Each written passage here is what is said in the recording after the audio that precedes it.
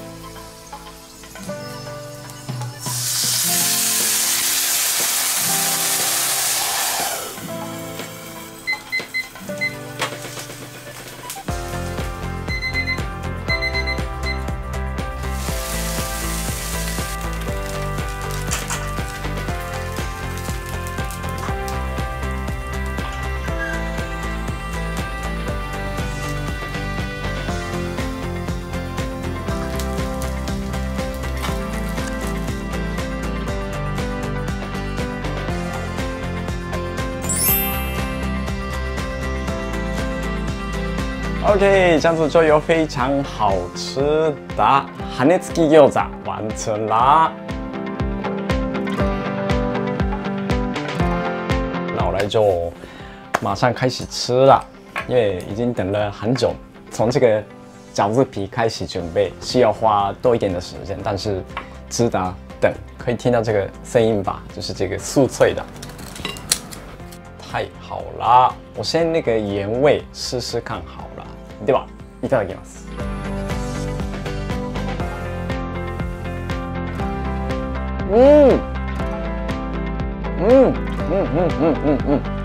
哦，跟那个拉面店配的那个饺子味道很像，好吃。然后我来把这个酱汁，就是餃子のタレ，蘸一下，然后再吃。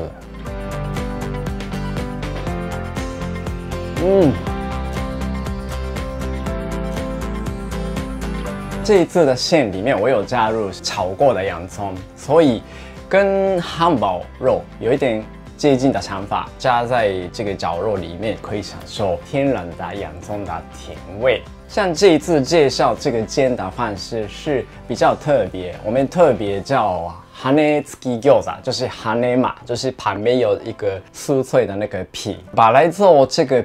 皮包起来时候的，就是姜粉加入水时候融化掉锅子底，然后做出来的。但是现在很多地方在锅子底故意做这种酥脆的皮。现在可以看到日本超市那种冷冻的饺子，也是他们现在进步了很多，直接煎就可以做出来一个，就是有那种酥脆的那个皮的样子的焼き餃子。所以当然不一定要加这个面粉在水里面，直接加水，然后盖起来焖也是没有问题的。好，那这次介绍的料理是非常的简单。